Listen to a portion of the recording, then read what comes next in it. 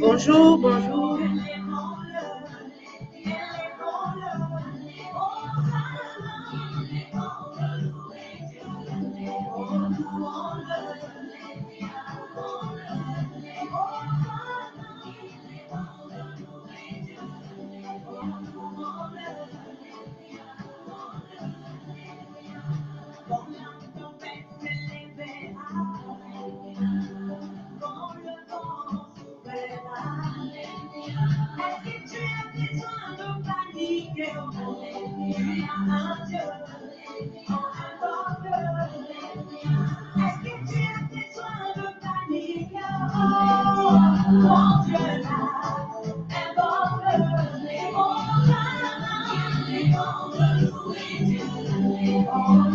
Bonjour, bienvenue.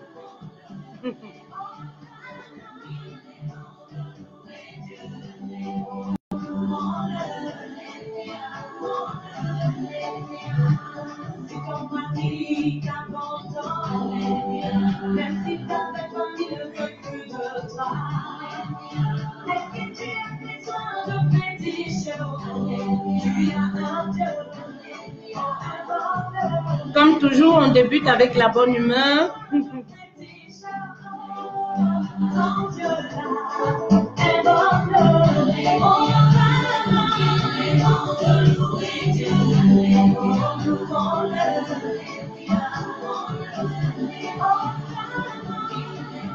Bonjour à vous, bienvenue, bonjour à vous.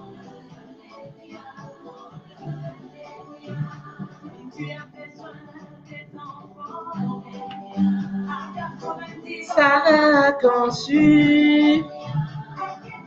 Est-ce que vous m'écoutez? Ça va? Vous allez bien? Votre week-end, ça a été?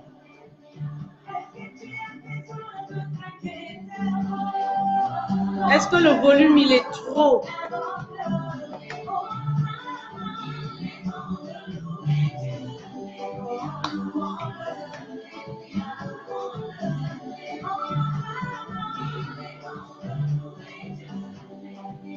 Toujours avoir ça. C'est très important.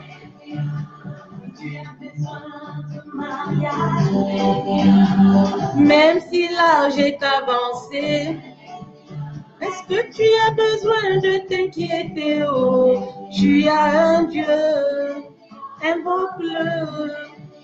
Est-ce que tu as besoin de t'inquiéter? Oh, ton Dieu est là. J'ai pas une très belle voix, ça vous le savez déjà, non, mais j'aime danser. Louons la bonne humeur avec Peter.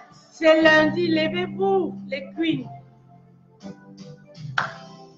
Je rappelle à Dieu, mais si je rappelle à Dieu, Seigneur, tu vas revoir mon statut. Je me donne à toi, Seigneur. Revois ma vie, revois mon statut. Je n'ai pas dit que ce sont les hommes, et même pas les hommes politiciens, car ils ne peuvent rien changer. Remettez votre vie à Dieu, remettez votre parcours, votre business, votre vie sentimentale, remettez votre foyer, rappelez à Dieu vos soucis, votre problématique dans votre relation sentimentale. Dieu, il a revu mon statut. J'ai déménagé de beaucoup d'endroits. J'ai déménagé dans beaucoup de relations. Car il n'est vu celui de Jalza dans les tombeaux. Car il a revu celui de... Après 7 ans dans la stérilité. Et si je rappelle à Dieu, oh, top, top, top, top, top, top, top, top. Partagez massivement la vidéo, on va impacter comme ça les femmes. Mon histoire à cœur ouvert. À Dieu, mais si je rappelle à Dieu, Yahweh, tu vas revoir mon statut. Chérie, tu vas revoir mon statut. statut. Je n'ai pas dit que ce sont les hommes politiciens. Rappelez à Dieu vos soucis, c'est très important. Rappelez à Dieu ce dont vous avez besoin. Soyez clair dans vos demandes. Est-ce que le volume c'est trop? Est-ce que vous écoutez ce que je dis en même temps? Oui, tu vas revoir mon statut. Alléluia.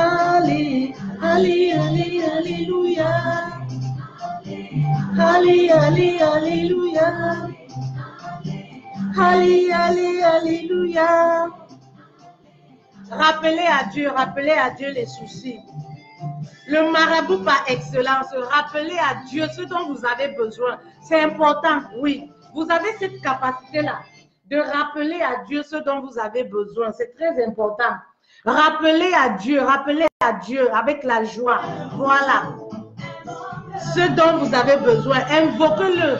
Lorsque vous êtes dans une problématique, lorsque vous avez des soucis, lorsque vous vous faites insulter, même dans les relations sentimentales, rappelez à chaque fois à Dieu que tout ce que vous voulez, c'est d'être une femme aimée, c'est d'être une épouse, que vous ne demandez rien. En fait, vous êtes juste incomprise par le partenaire. Rappelez à Dieu, c'est très important. C'est lui qui peut revoir votre statut. Il est le seul. J'ai eu cette foi-là. Et aujourd'hui, je ne suis pas déçue. Je n'ai pas dit, car ils ne peuvent rien changer. Oh. Hein? Dieu, Seigneur, je te rappelle encore ma vie. Je te rappelle mes problèmes d'aujourd'hui là. Tu me connais mieux que quiconque. Tu sais ce dont j'ai besoin. Tu sais ce qui est bon pour moi. Les gens ont beau me juger, mais toi seul, tu connais qui je suis au fond de moi. Voilà. Alors, après 3 jours dans le tombeau, pourquoi pas pour vous? Il a revu celui de Sarah exactement. Après 7 ans dans la stérilité. C'est la foi. C'est des personnes qui avaient juste de la foi. C'est la foi.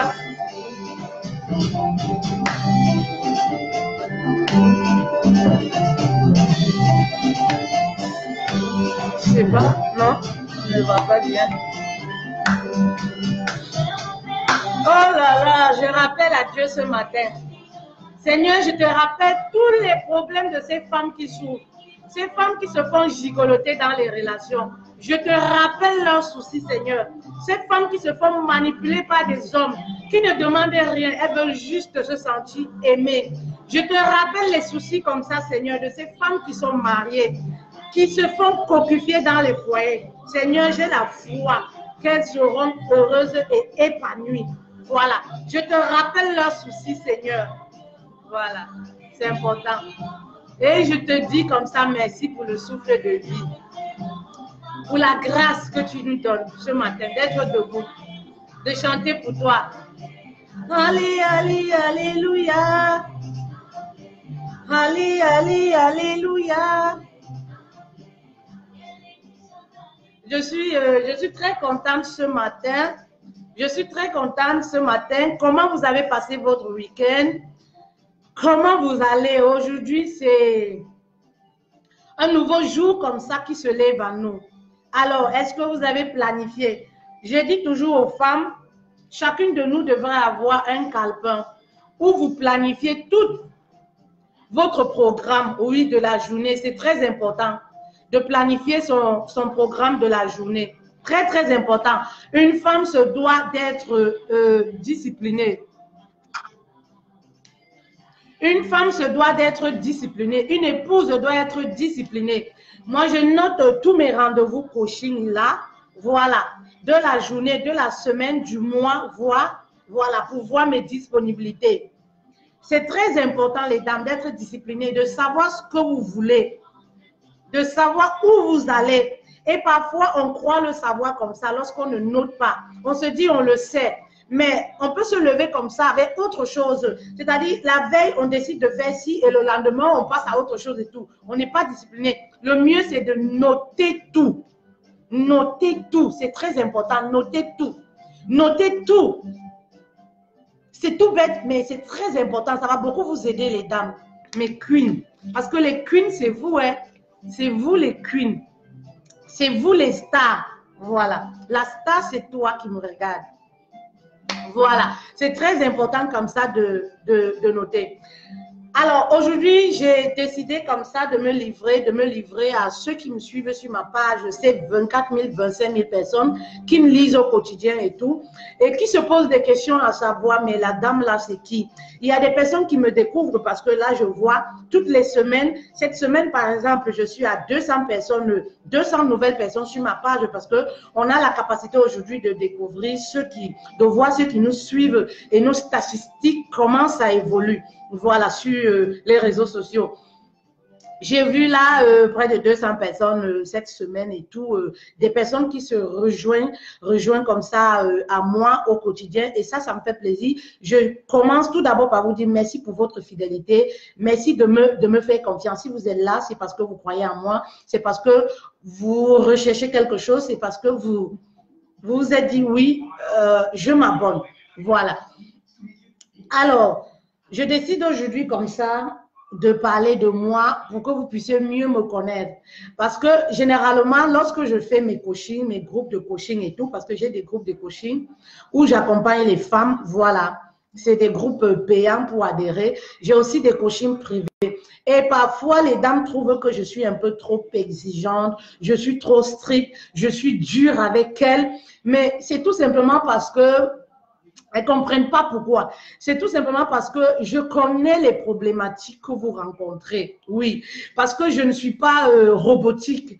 Je suis un être humain comme vous. Je suis une femme. Oui, derrière cette personne qui écrit des textes au quotidien, derrière cette personne qui est derrière une caméra, oui, qui est moi, Fetel Love, se cache aussi une femme de maison, se cache une femme qui a vécu tout ce que vous vivez aujourd'hui, qui a traversé tellement d'échecs amoureux. Oui, parce que lorsque je le dis, c'est une chose avec tellement de fermeté, les dames trouvent que oui, tu es dur, oui, elles trouvent toujours les raisons, oui, j'arrive pas à le faire, oui, je vais le faire, c'est parce que pour le moment, si.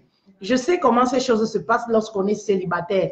Je sais également comment ces choses se déroulent, les relations se déroulent lorsqu'on est dans un foyer. Dieu merci, j'ai vécu toutes ces choses et je pense que c'est toutes ces choses-là qui ont fait de moi la personne que je suis aujourd'hui, la personne forte que je suis aujourd'hui. J'ai pleuré et je continue de pleurer. Voilà, parce que je suis là, je suis comme vous. Voilà, je suis comme vous. J'ai grandi dans une famille où nous sommes deux, uniquement. Nous sommes deux enfants à mon papa, nous sommes deux filles, c'est-à-dire ma grande sœur et moi. J'ai grandi dans un foyer vraiment où régnait l'amour. Je pense que c'est ça qui m'a fait croire beaucoup en l'amour, en la vie de couple, les relations à deux, en l'amour. J'ai grandi comme ça dans une famille où régnait vraiment, vraiment l'amour. J'ai grandi dans une famille chrétienne où le papa était strict. Du coup, ça fait que la vie en fait je ne sais pas, de va-et-vient ici, machin, truc, tout ça. En fait, l'ouverture d'esprit, vous savez, nos parents de l'époque, là, c'était des parents cadrés et tout ça. Aujourd'hui, c'est la causerie. Hein. Posez un like si vous m'écoutez, posez un commentaire, ça, envoyez les cœurs, ça rebooste et tout ça. Ça motive aussi les queens. Voilà. Du coup, vous connaissez nos parents de l'époque, là, les parents qui étaient trop stricts avec nous. Ce qui fait que là, on ne laissait pas les filles comme ça être ouvertes d'esprit et tout ça. Du coup, quand vous grandissez aussi dans un cocon comme ça, tout fermé, c'est un danger parce que c'est un danger. On ne vous parle pas de sexualité, on ne parle pas de sexe, on ne vous parle pas de choses en profondeur. Du coup, vous êtes livré comme ça en tant que jeune fille à l'âge de la puberté, vous êtes livré comme ça dehors à vous-même. Et je pense que c'était mon cas. C'était mon cas, je tombais sur des personnes, les manipulateurs, je tombais sur des personnes qui me promettaient des choses, mais qui ne réalisaient jamais. Oui, Je tombais sur des personnes qui voulaient à chaque fois abuser de ma naïveté parce que j'étais peut-être une fille un peu trop sage. Voilà. Et c'était des personnes qui ne me voulaient pas forcément du bien. Et voilà comment, voilà. Ce qui s'est passé, c'est quoi? C'est que, étant très jeune, vers 17 ans, 18 ans, 19 ans, comme ça, parce que moi, je travaille dans l'administration très tôt. Dans l'administration, je travaille dans l'administration très tôt.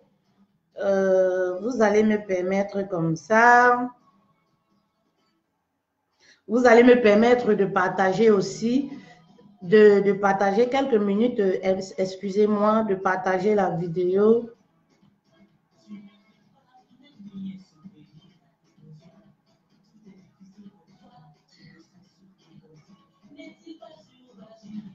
Voilà, de partager la vidéo, c'est très important. On va parler des relations, des déceptions, de mes échecs et tout. C'est très important pour moi.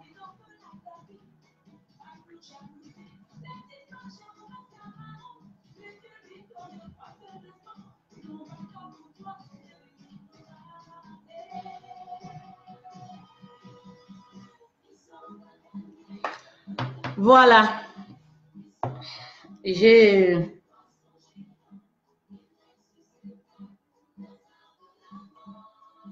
partagé, comme je vous le disais, j'entre dans l'administration très tôt, étant jeune. À l'âge de 21 ans, 22 ans, comme ça, j'étais temporaire déjà, temporaire à la délégation urbaine. Voilà, en Consamba. Je commence à travailler très tôt. Je côtoie les hommes un peu plus matures que moi très tôt. Je me retrouve dans ce milieu-là comme ça avec des hommes costumés, enfin des hommes qui me dépassent en âge de très loin. Et étant jeune à l'âge de puberté, je ne sais pas trop comment ça se passe et tout.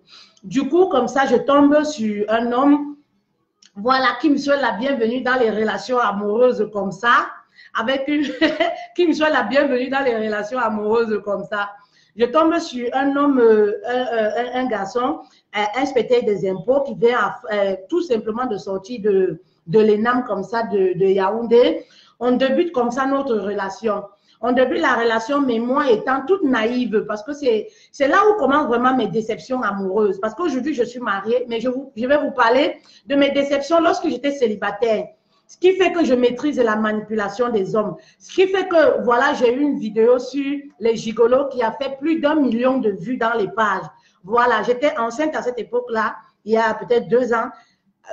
Parce qu'en fait, les gens se retrouvaient, mais comment tu maîtrises autant? Parce que c'est des choses que j'ai vécues. C'est des choses dont j'ai fait face. C'est des difficultés comme ça, là, dont j'ai fait face. Donc, voilà pourquoi moi, je maîtrise la manipulation des hommes. Je maîtrise le gigolotisme, les manipulateurs, les relations amoureuses. Voilà. C'est aussi dû à mes multiples échecs, à mes expériences aussi de vie. Voilà. Et plus après, par mes formations, etc. Voilà. Donc, je disais comme ça, très jeune comme ça, je rencontre un inspecteur des impôts, il venait de sortir de l'ENAM et tout. C'est là où commencent réellement mes échecs amoureux. C'était quelqu'un qui n'avait pas encore eu le salaire, il n'avait pas encore eu son salaire comme ça. On débute notre relation comme ça, tous les pauses, on allait manger ensemble.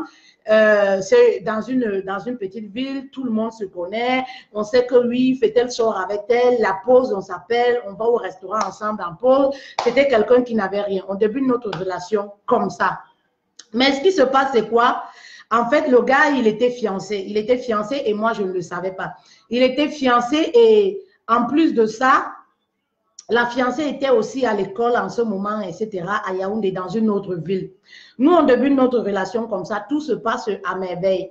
Comme vous savez, le gars me promet le mariage, le gars me promet les choses. Dès que mon salaire va commencer, ah, je suis un grand monsieur et tout. Le gars me vend le rêve. Effectivement, c'était quelqu'un qui avait l'avenir. Oui, il sortait de l'ENAM et tout. Il était déjà inspecteur des impôts. Et son salaire ne tombait pas encore. Il se préparait comme ça. Son rappel devait tomber. Voilà, parce qu'après quelques temps, ils ont un rappel. Le gars me promet. Et quand le gars me promet, moi, j'étais temporaire. Et quand j'étais temporaire, lorsqu'on est temporaire, on n'est pas fonctionnaire, On n'est pas fonctionnaire, on est temporaire, on commence par être temporaire. Moi, j'étais à la délégation urbaine. Ce qui fait que nous, les temporaires, étant à la délégation urbaine, on nous payait au trésor. C'est au trésor qu'on touchait notre salaire tous les mois. Ça fait que le gars m'a gigoloté correctement et bien. Comme le gars n'avait pas les moyens et tout, dès que mon salaire sortait comme ça là, aux impôts, on allait manger ensemble, c'est moi qui payais, etc. Et un beau jour comme ça, je découvre comme quoi le gars, en fait, il est fiancé. Je découvre ça comment? Parce que lorsque le gars, sa situation s'est un peu décantée là, son salaire a commencé à passer. Chaque jour, le gars m'appelle seulement que non, on ne peut plus manger à la pause. Lui, il a les réunions, lui, il a ci, lui, il a ça. Et vous savez, dans les milieux administratifs, tout le monde se connaît. Tout le monde sait que, ah oui, je sors avec tel. Vous voyez, même dans la soirée, on ne pouvait plus se voir. Le gars me dit que non, j'ai des réunions et tout. Je dis que toi, tu dépasses même le préfet ici, ou tu dépasses même le sous-préfet. Tous les week-ends maintenant, toi, tu as les réunions. Le gars me dit que oui, lui, il a les réunions et tout. Je me rappelle comme ça un jour. Le gars me dit que le gaz est fini et tout ça. Qui n'a pas l'argent pour acheter le gaz? La jeunesse. Qui n'a pas l'argent pour acheter le gaz? Je donne à cette époque, le gaz coûtait, je ne sais plus où c'est 3500, où c'était 3500, où c'était 4500. Je donne l'argent pour qu'il aille acheter le gaz. Et en ce moment, le gars, en fait, on avait beaucoup de projets. Il était dans une petite chambrette. Il a pris un appartement. L'appartement, c'est moi qui ai fait les recherches et tout. Enfin, on le faisait ensemble. Voilà, on a trouvé l'appartement. On a acheté les meubles pour l'appartement et tout, et tout, et tout. Et c'est comme ça qu'à la fin, on a acheté les marmites et tout ça. Le gars me dit que d'accord, non, on ne cuisine pas dans les marmites là parce qu'on va inaugurer la maison, on va inaugurer l'appart et tout, et tout. Voilà comment ce qui se passe, c'est quoi? Le jour où il vient me prendre de l'argent pour acheter le gaz, comme quoi le gaz est fini, il n'avait pas d'argent. Il avait comme ça rendez-vous avec une nana. La fille, en fait, était en week-end chez lui, quoi. Moi, j'étais là, j'attendais que oui, on va choisir une date pour inaugurer la maison. Entre-temps, nous, on se voyait encore dans la petite chambrette là où il était. Pourtant, c'est nous qui avons trouvé la maison, c'est nous qui avons payé tout ça. Entre-temps, il y a un gars qui était déjà en week-end, une nana qui était déjà en week-end dans l'appart et tout ça. Donc, l'argent qui me prenait même pour acheter la bouteille de gaz, le gaz là, c'était en fait pour que la fille doit cuisiner, quoi. La fille venait aussi toujours de Yaoundé. C'était une étudiante. Donc, voilà comment, quand le gars me prend l'argent comme ça, il va acheter la bouteille comme ça de gaz et tout, il s'en va. Il me dit que non, on ne peut même pas se voir parce que ce samedi, il a rendez-vous dans une autre ville. En fait, on se voyait peu, on ne se voyait plus. La relation, quand les choses ont commencé à bien aller, la relation n'était plus comme avant. On se voyait très peu parce qu'il était très occupé. C'est vrai qu'il avait pris comme ça parce que je me rappelle le fondé de pouvoir du trésor était malade ou était relevé de ses fonctions. Donc, il avait comme ça pris le poste comme ça là, temporairement du fondé de pouvoir. Donc, subitement, le gars s'est retrouvé en train de jouer avec les sous. S'est retrouvé en train de jouer avec les sous comme ça. Donc, on se voyait peu. On se voyait peu, mais si ce qui se passait, c'est quoi? C'est quelqu'un qui était financièrement, qui pouvait donner de l'argent, tu vois. Il ne voulait plus de la relation, mais il faisait du genre, il veut me rembourser peut-être tout ce que j'ai fait pour lui. C'était du genre, il pouvait me claquer comme ça.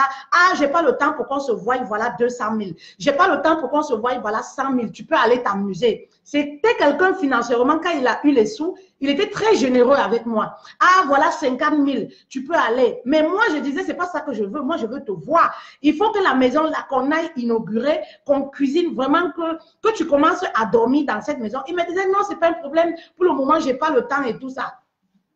Il y a un week-end dont je me décide, je dis que, mais moi-même, je reste là comme ça, là. C'est comme si on m'a coupé les pieds. Je décide un soir comme ça d'aller chez lui. Et quand je vais chez lui déjà, il y avait son ami qui était venu, qui était de passage, oui. Son ami était de passage. Et quand j'entre comme ça, c'était une maison, un immeuble en étage. Je vais chez lui dans sa petite chambrette où il était. Je constate que le gars a déménagé, je ne suis même pas au courant. Le gars a déménagé, je ne suis même pas au courant. Je vais donc, je me dis, certainement, il a déménagé, il est allé dans l'appart, c'était un appart, c'était en étage. Je vais, je grimpe les escaliers, je sonne. C'est une fille qui m'ouvre la porte. La fille m'ouvre la porte, elle était en train de cuisiner à la cuisine. Elle était en train de cuisiner, elle était à la cuisine. Elle m'ouvre la porte, bon, comme son ami était là et que c'était aussi un chercheur de femmes, donc je me suis dit que, ah, c'est sûr que c'est la copine de son ami. Donc c'est comme ça que je sympathise avec la fille à la cuisine. Elle détachait les millions d'or, elle était habillée, débraillée en plan, elle était en train de détacher les millions d'or. Je sympathise avec elle, ah bonjour, telle personne est là, machin truc. Elle me dit oui. Il est sorti. Elle me dit plutôt l'ami, il est là. Bon, moi, je pense que c'est la copine de l'ami. Je sympathise avec elle, je vais trouver l'ami. Dès que l'ami m'a vu, ah, il a paniqué, tout ça, machin, truc et tout. Il me dit une fois que non, la fille qui est à la cuisine en train de préparer là, c'est sa copine. La fille n'est pas ici, elle vient de Yaoundé, c'est une étudiante, manani, nanana. Je dis qu'il n'y a pas de problème. Je dis que mon gars, il est où? Elle me dit que non, il est sorti, il va venir et tout ça. Vous connaissez comment les amis, non? Les amis traitent là, comment ils sont. Déjà comme ça, là, peut-être l'ami, là, il a déjà appelé mon soi-disant gars, là, qu'il ne faut pas venir à la maison, hein, parce que tu es chaud. Tes deux gars, là, sont là à la maison, comme ça. Donc, en fait, voilà, je reste là-bas, le gars ne vient pas. Entre-temps, qu'est-ce que je vois? Je vois la fille, au moment où elle a fini de cuisiner, non? Quand elle veut prendre quelque chose dans la chambre, elle va plutôt dans l'autre chambre. Quand je vois dans la chambre, je vois les habits de mon soi-disant gars, là, je dis que, mais... Je vois même la photo de la fille s'est déposée. La photo de la fille est déposée dans la chambre. J'ai dit que, hey, la fille, c'est là, peut-être c'est la gars de mon soi-disant gars là. Hein. Je reste comme ça. Quand j'ai vu ça, jeune, j'avais quel âge? Ou c'est 22 ans, ou c'est 20 ans. Jeune comme j'étais très petite là. Je n'ai pas pu supporter. Est-ce qu'en ce moment-là, on supporte? On se dit que non, la bagarre va résoudre le problème. Je suis entrée seulement à la cuisine. Les millions d'or et tout ce qu'elle était en train de préparer là, comme c'était une maison en étage là, j'ai projeté tout ça. J'ai dit que, et en plus, c'est même si mon gaz comme ça là, que moi j'ai payé comme ça qu'elle engassé, elle prépare. J'ai pris tout ça, j'ai projeté. J'ai jeté ça par la fenêtre. C'est comme ça que la fille là est venue. C'est quoi machin truc et tout ça. Elle dit que ma chérie, tu es ici là comme ça pour qui? C'est comme ça les querelles. Vous connaissez les femmes, comment les femmes elles sont. C'est comme ça les querelles. L'ami de mon soi-disant gars là, il prend la fille. Ils sont avec la fille, ils s'en vont. Ils me laissent là-bas à la maison. Je reste là-bas, personne ne vient. Ni l'ami, je ne vois plus, ni la fille. Ils ont pris la fille, ils sont partis avec. Ni mon soi-disant gars là, il ne peut plus revenir parce qu'il est déjà au courant que c'est sûr que je suis là, je ne le vois plus. Je reste là-bas, je m'échauffe. Je rentre chez nous. Tu rentres chez vous avec le goumen là. Tu connais tes parents, comment ils sont stricts. Tu peux parler de ça à qui? Tu peux pas parler de ça à quelqu'un. Tu restes seulement là comme ça, là. On dit c'est quoi? Tu dis que tu es malade, tu ne te sens pas bien. Mais tu vas parler de ça à qui? Si ton père entend même les choses comme ça, on va aller seulement, on va te fesser, on va encore aller t'enfermer au commissariat pour te fesser. Nos parents de l'époque. Donc, même ce que tu fais là comme ça, là, tu as tellement peur parce que tu te dis que, ah, si mon père est au courant de ça, maman, si ma mère est au courant de ça, je suis morte. Donc, tu rentres chez vous seulement comme ça, là. Tu restes comme ça, on dit que c'est quoi? Tu dis que non, je suis malade, mais ça va bien.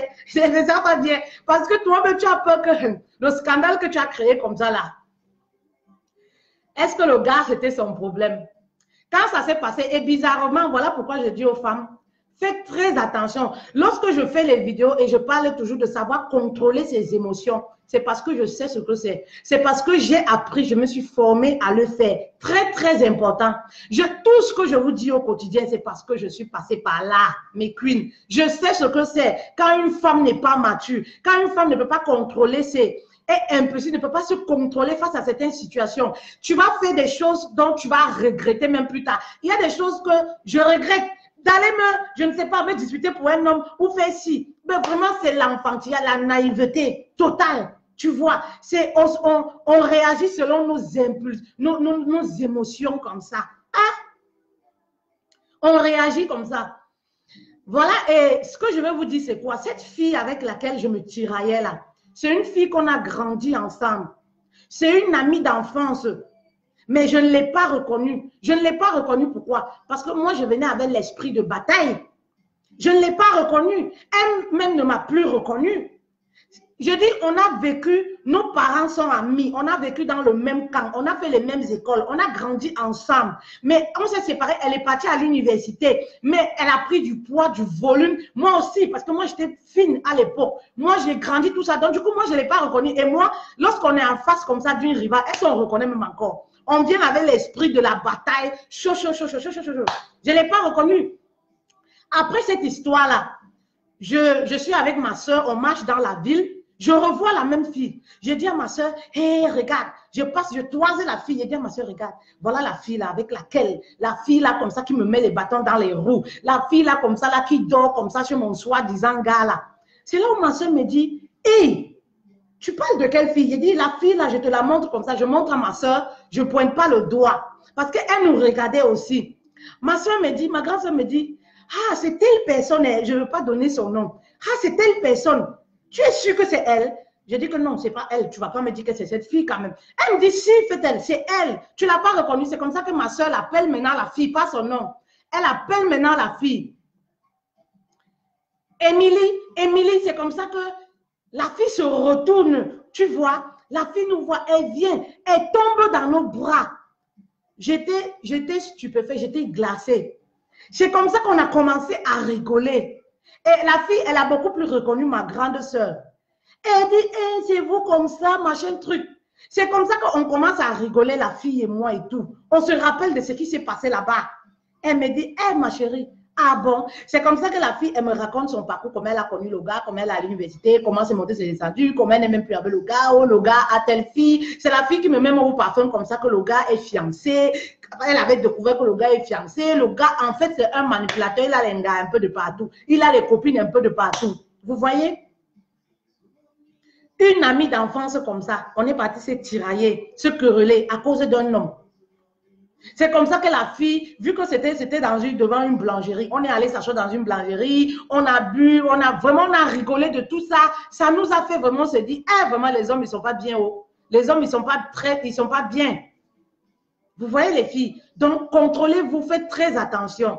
Et je pense que c'est de là où tout est parti dans ma vie, où j'ai commencé à rencontrer, parce que cette relation-là, c'est mal achevé. Oui, cette relation, c'est mal achevé. C'est très mal achevé parce que par la suite, le gars s'est marié, même pas avec sa fiancée, il avait plusieurs copines, même pas avec sa fiancée là. La vie du gars a changé, le gars s'est marié avec une autre fille, une fille qui n'a même pas bataillé pour lui. Toutes les filles qui ont bataillé pour lui là, toutes nous là, comme ça là, qui avons bataillé pour lui, qui avons vécu son évolution là, aucune de nous-mêmes n'a eu l'alliance ou quoi que ce soit. La fille dont il a épousé, c'est une fille où il avait 2 semaines ou 1 mois de relation avec la fille. Il a épousé la fille, soi-disant comme les raisons qu'il donnait, il avait les problèmes, la fille a fait quoi? Le père de la fille, soi-disant le père de la fille était je ne sais quoi, un truc comme ça. En fait, voilà comment ça s'est terminé cette relation-là. Et je pense que c'est cette relation-là qui m'a mis vraiment qui m'a fait vraiment perdre confiance, cette confiance en moi. Tu te dis, mais qu'est-ce que j'ai fait pour mériter ça? Tu te poses les questions, tu te dis, non, mais, et tout ça. Et lorsque la confiance aussi descend, qu'est-ce qui va se passer dans notre vie? Plus notre confiance va descendre, plus comme ça, là, on laisse la porte ouverte à l'ennemi parce qu'on va attirer davantage ce type d'homme. On va attirer davantage ce genre d'homme des manipulateurs. Ça ne s'est pas arrêté dans ma vie. Oui, après moi, j'ai déménagé, j'ai quitté la ville et tout ça. J'ai quitté la ville parce que je ne voyais plus mon utilité de rester là et tout ça. Je suis partie. Mais comme Dieu ne dort, parce que ce que vous ne comprenez pas, c'est quoi? Il y a beaucoup de femmes qui se transforment parce qu'elles vivent les échecs amoureux, qui sont dans l'esprit de vouloir la vengeance et tout ça. Adieu la vengeance. Vivez votre vie simplement. Ça ne marche pas avec quelqu'un, remettez à Dieu. Faites de telle sorte que vous ne vous reprochez de rien. Moi, j'avais mis toute cette situation-là entre les mains de Dieu et je me suis dit, ah, tant mieux. Moi, j'ai continué mon bout de chemin. J'ai continué mon bout de chemin. Moi, j'avais tellement d'amour à donner. J'avais tellement d'amour à moi que je ne pouvais pas faire autrement que d'être dans une relation parce que je me rappelle, mes copines trouvaient que quand tu avais un homme, tu donnes beaucoup d'amour, tu t'investis, tu fais ci. Ben, c'était ça ma personnalité. C'était comme ça que moi j'étais. Même inconsciemment, je donnais d'amour aux personnes qui ne méritaient pas.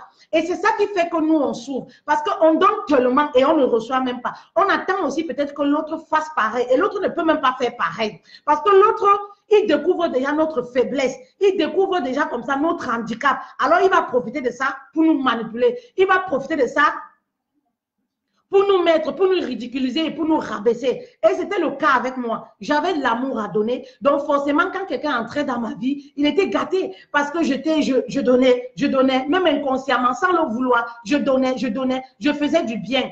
Et je ne regrette pas de tout ça parce que je dis toujours, adieu la vengeance. Oui, adieu la vengeance parce que lorsque vous faites du bien, même dans vos relations, un jour, tôt ou tard, Dieu va essuyer vos larmes. Il va vous ramener quelqu'un comme ça qui va vous faire oublier toutes ces tracasseries du passé, qui va vous faire oublier même le nom de ces personnes-là, de vos ex. Moi, je dis souvent, je n'ai pas d'ex parce que je ne reconnais même plus leur nom. Oui, si tu as été un ex, je vis le présent. Le passé, là, ça n'existe plus pour moi. En fait, c'est ça. Parce que Dieu va vous envoyer quelqu'un dans votre vie qui va vous faire oublier et suivre là tout ce que vous avez vécu. Quand vous allez rencontrer même quelqu'un, il va vous écrire, ah, on a sorti ensemble en 1980. Vous ne vous rappelez même plus. Parce que tellement ce que vous vivez est tellement magnifique, extraordinaire dans votre vie du présent que vous ne vous rappelez même plus tous vos échecs amoureux. Donc, continuez de donner de l'amour, continuez de faire du bien et ne pas rester toujours dans cette vengeance-là, vouloir à tout prix se venger. Parce que ce garçon dont je vous parle, mais après moi, oui, certes, il s'est marié, parce qu'il s'est marié. Je ne veux pas savoir les raisons pour lesquelles. Oui, il s'est marié, mais il a eu beaucoup de problèmes après, parce que c'est quelqu'un qui ne s'attendait pas dans la richesse et tout ça. Il a eu des grands postes. Il a joué avec le fric. C'est quelqu'un qui, ça n'a même pas fait une année. Il a fait la prison, il a été arrêté, manquement d'argent, les finances. Il a eu beaucoup de problèmes après. Oui, parce que... Et je dis merci à Dieu de m'avoir fait sortir de là parce que c'était quelqu'un... Il a une épouse qui n'est pas heureuse, qui n'est pas épanouie. Il n'a pas un couple, je ne sais pas, c'est pas quelqu'un que je peux envier. Voilà. Et je me dis, si j'étais restée dans cette relation-là, s'il m'avait même épousée, j'aurais été une femme malheureuse. Ça, c'est sûr. Ça, c'est sûr et certain. Alors, parfois, on traverse des choses dans notre vie. On en veut à tout le monde. On maudit Dieu. On se dit, oui, on veut être là. On veut être l'épouse de tel homme. Mais c'est parce que Dieu, comme ça, nous éloigne d'un homme manipulateur, d'un homme infidèle. Parce que celui-là, il est infidèle, même à son épouse. Oui, il est infidèle. Même à son épouse, jusqu'au jour d'aujourd'hui. Vous voyez, c'est des personnes qui ont une vie de débauche, qui sont comme ça. Donc, parfois, c'est Dieu qui trouve que vous n'êtes pas à votre place de queen, de reine. C'est Dieu parfois qui trouve que non, ces gens ne vous méritent pas. Et il vous éloigne. Mais nous, tout de suite, on ne se rend pas compte. Tout de suite, on en veut. On se dit non, on se sent bien là. On se sent bien parce que nous, les femmes, nous sommes comme des masos. Parfois, c'est là où ça crie, là où il y a les violences, c'est là où nous, on aime. On se sent bien là. Là où il y a des tiraillements, là où on nous met comme ça en conflit avec d'autres, on nous manipule avec d'autres femmes. C'est en ce moment que oui, on se sent femme. On se dit oui, c'est un vrai mec. Non, c'est pas ça de l'amour. L'amour ne fait pas mal. C'est pas ça de l'amour, les filles. Et je reviens comme ça dans le vif du sujet. Quand ça s'est achevé, j'ai déménagé, je suis partie. Ça ne s'est pas arrêté, oui. Parce que comme je vous disais, ma confiance en soi était tombée. Voilà. Qu'est-ce qui s'est passé?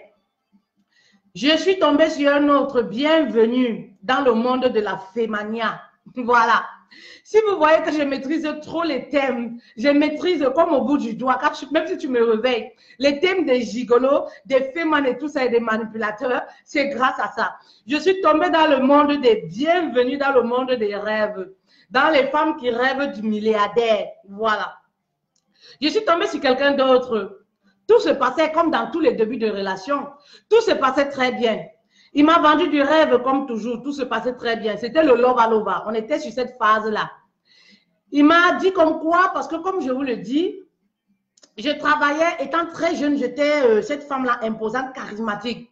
Donc, je ne sais pas, quand l'homme venait vers moi, il voulait à tout prix dire, je suis ci, je suis ci, je suis ci. Question peut-être d'attirer mon attention. Il me dit, il est chirurgien, il est médecin. Et effectivement, les filles, les manipulateurs, il avait tout le matériel des chirurgiens. Il marchait toujours avec un cartable. Il avait tout le matériel des chirurgiens. Il y avait la blouse blanche. Et même dans les restaurants où il m'amenait, on l'appelait docteur. Donc moi, j'étais convaincue comme ça que je suis tombée, non, sur mon docteur. Non, c'est pas n'importe quoi. Dans les magasins, les restaurants dans lesquels il m'amenait, tout le monde l'appelait là-bas docteur. Je ne sais pas comment il faisait. Il décrochait les coups de fil devant moi. pour prendre les rendez-vous. Il m'amenait même parfois j'allais l'accompagner au travail. Et au travail où? À l'hôpital où il travaille. Parfois j'allais l'accompagner au travail. Je le voyais entrer à l'hôpital, je le voyais entrer. Donc ce n'était pas du genre, je pouvais douter qu'effectivement il n'est pas médecin. Et à chaque fois, quand il venait, quand on avait des rendez-vous, il venait chez moi, il décrochait toujours les coups de fil où il parlait de ses opérations, comment les opérations se sont passées. Parfois, il venait chez moi à 6 h du matin comme ça là. Il me dit que non, il sort d'une intervention et il décroche le coup de fil. Et en fait, il n'y avait personne qui l'appelait même. Il décroche le coup de fil. Ça, c'était le grand frère même. Le grand frère de la Fémania. Voilà. C'est là où j'entre dans le monde des manipulateurs et de la Fémania. Parce que c'est ça. Lorsqu'on perd totalement confiance chez ça, on va attirer ce genre de personnes beaucoup plus dans notre vie. Voilà comment j'attire ce genre d'homme. je fonctionne avec mon docteur. Je me dis, je suis une grande dame. C'est quelqu'un qui change de voiture. En fait, c'est les voitures qu'il prenait en location. Je dis, je suis avec mon docteur. Et parfois même, il avait la blouse blanche. Oui. Je me rappelle comme ça, une fois, on faisait notre bout de chemin. C'est vrai, j'étais très naïve. J'étais très, très naïve, très mogou. En fait, parce que c'est pas un monde, moi j'ai baigné dans un monde où les parents étaient un peu stricts, tout ça. Donc, c'est pas la vie de dehors, tout ça. C'est pas le monde que j'avais côtoyé. Je savais même pas que les choses comme ça existent. En fait, je savais pas que la fémania, les choses comme... En fait, je savais même pas que les gens de paix. Je savais pas qu'un homme peut rester comme ça. Il invente une histoire, il te dit, pour profiter quoi de toi. En fait, c'est des choses que je savais pas. Qui allait me dire? Je ne savais pas que ce genre de choses existent. Voilà pourquoi il faut communiquer avec vos enfants, vos filles. C'est très important. Communiquer avec vos enfants. Parce que je pense que c'est ça qui m'a aussi beaucoup plu. Parce que je n'étais pas informée, je n'étais pas cultivée d'esprit dans les relations sentimentales. Voilà comment je tombe sur cet homme-là. On fait notre bout de chemin. Tout se passe bien comme dans toutes les relations. Voilà, tous les jours, c'est les mensonges. Tous les jours, il me montre l'argent et tout, mais il ne te donne pas. Tous les jours, il te montre l'argent, mais il ne te donne pas. Et comme ça ne suffisait pas, à chaque fois qu'on allait quelque part, c'était aussi un coureur de jupons. À chaque fois qu'on allait quelque part, c'était celui-là qui va draguer mes copines en disant qu'il est chirurgien, qu'il est ci. Je me retrouvais comme ça en train d'avoir les problèmes avec les copines que j'ai autour de moi. Je me retrouvais même comme ça en train d'avoir les problèmes avec la fille de la bailleresse où j'étais en location. Parce qu'à chaque fois, il faisait les avances quand il venait à la fille de la bailleresse. Mais moi, j'étais tellement naïve. Il appelait la fille de la bailleresse à mon épouse. Mon épouse. Mais moi, je croyais que c'était la blague. Donc, quand il m'appelait même, c'est même chez moi qui prenait les nouvelles de la fille de la bailleresse. Quand il venait, il donnait l'argent à la fille de la bailleresse. Ah, mon épouse, est-ce que mon épouse va bien? Est-ce que mon épouse est là? Mais moi, je savais que c'était la rigolade. Je ne savais pas que derrière ça, il se cache quelque chose. Non. Moi, j'étais là. C'est moi-même qui prenais l'argent qu'il me donnait. Je venais donner à la fille de la bailleresse. En lui disant, ah, c'est mon soi-disant gars qui a donné la scolarité même, il payait la scolarité de la fille de ma bailleresse là. Et en fait, il donnait le petit nom à la fille de ma bailleresse, mon épouse. Donc moi, j'étais sûre que c'était son épouse, mais dans la rigolade, je ne savais pas que c'était quelque chose, ils avaient une relation ensemble. Voilà. Donc un jour, il m'appelle donc parce que où je vivais, c'était un peu en bordure de route. Il m'appelle aux environs de 2 h du matin. En fait, il a voyagé, il allait faire une intervention toujours chirurgicale parce qu'il m'a dit qu'il est médecin, il est chirurgien. Moi, dans mon mouroutisme, là, moi, j'ai accepté. Donc, il m'appelle comme ça, il me dit, l'intervention a été annulée, mais vu que chez moi, pour rentrer là-bas à cette heure-ci, c'est un peu bizarre, je vais plutôt m'arrêter chez toi pour passer la nuit, etc. Je dis, non, il n'y a pas de souci, mais le souci, c'est que je suis couchée avec la fille de la bailleresse, parce que la fille de la bailleresse, avec le temps, on est devenus amis. On s'entendait très bien avec elle, avec la fille de ma bailleresse. On s'entendait très bien. Donc, voilà un peu ça. Quand j'étais, par exemple, même au travail, que le soi-disant gars devait venir chez moi. Je téléphonais la fille de ma bailleresse, je lui disais, ah, tu vas faire à manger, le gars va venir, tu t'occupes de lui avant que moi j'arrive. Je pense que c'est cette liberté que je les ai laissés, c'est ça qui a créé beaucoup de liens entre eux. Mais moi, j'étais tellement naïve, moi je ne savais pas. Moi, je croyais que oui, j'ai trouvé une famille, j'ai trouvé une soeur, c'est ma copine et tout. On était ensemble. Voilà. Donc, je lui dis que non, mais la fille de la bailleresse, parce que parfois aussi, elle dormait chez moi, elle ne dormait pas chez eux. En fait, on était devenus vraiment famille. Je lui dis, il n'y a pas de souci. Moi, je suis avec la fille de la bailleresse. Je ne vais pas donner son nom. Voilà. Donc, mais il n'y a pas de souci. Tu peux venir. On va dormir ensemble. Moi, j'étais dans un studio. Il me dit que non, il n'y a pas de problème. Elle, c'est la famille, non? Il n'y a pas de problème. Même si elle est là, ça ne lui dérange pas. C'est comme ça qu'on reste éveillé. Le gars se ramène. On va dormir sur le lit. On est à 3 sur le lit. On dort. En fait, attendez que je me rappelle un peu de tout ça. La fille, elle est couchée. Moi, je suis couchée au milieu. Je suis couchée au milieu. La fille, elle est couchée devant. Le gars, il est couché derrière sur le lit. Tout ça, j'étais très jeune. Hein. Le gars, il est couché derrière sur le lit. On est à 3 sur le lit. Moi, je suis au milieu. La fille, elle est devant. Le gars, il est au fond. Voilà, il arrive et tout, on se couche. Quand on se couche au milieu de la nuit, je vois comment, en fait, je vois ça d'abord comme dans les rêves. Il y a la main de quelqu'un qui traverse, qui touche la fille de devant, qui touche la cuisse. En fait, la main du gars me traverse, ça touche la main de la fille. Je vois ça dans les rêves. Vous avez vu qu'on est 3 sur le lit, forcément, vous dormez, on ne vous dormez pas profondément. Le gars, en fait, il me traverse au milieu du lit pour caresser, pour toucher la fille. Je vois ça comme dans les rêves. Vu que c'est dans le noir, on est dans la chambre. Je me dis, non, peut-être je ne vois pas bien. Peut-être, j'ouvre mes yeux tout doucement comme ça. Ah, les histoires des hommes. J'ouvre mes yeux tout doucement comme ça pour voir dans la nuit, comme ça, dans le noir qu'attend. Je rêve ou quoi? Je vois effectivement encore, le gars, il pense que je dors profondément. Il me traverse, il touche la fille, il veut toucher la poitrine. En fait, il envoie la main comme ça pour toucher la poitrine de la fille, pour mettre dans son habit. Et je vois comment la fille fait comme ça là. Je reste encore positionnée comme ça, comme si je suis profondément endormie. Je dis que, mais je fais quoi là? Je n'ai pas pu supporter. Du coup, je me lève. Je me lève, je sors, je vais au salon. Dès que je me lève, il panique, il se dit que certainement j'ai compris le jeu. Il vient me retrouver. Ah, qu'est-ce qui ne va pas? J'ai dit, attends, je rêve ou quoi? J'ai bien vu que ta main m'a traversé pour toucher la fille qui était devant le lit. Il me dit, non, vraiment, toi, tu te fais des films, tu rêves. J'ai dit que non, je ne rêve pas. J'ai bien vu de mes propres yeux comment tu as touché la fille. J'ai dit que d'accord. On va la réveiller. Entre-temps, madame, elle est couchée. J'ai dit, d'accord, on va appeler la fille pour savoir, pour demander si effectivement tu l'as touchée ou pas.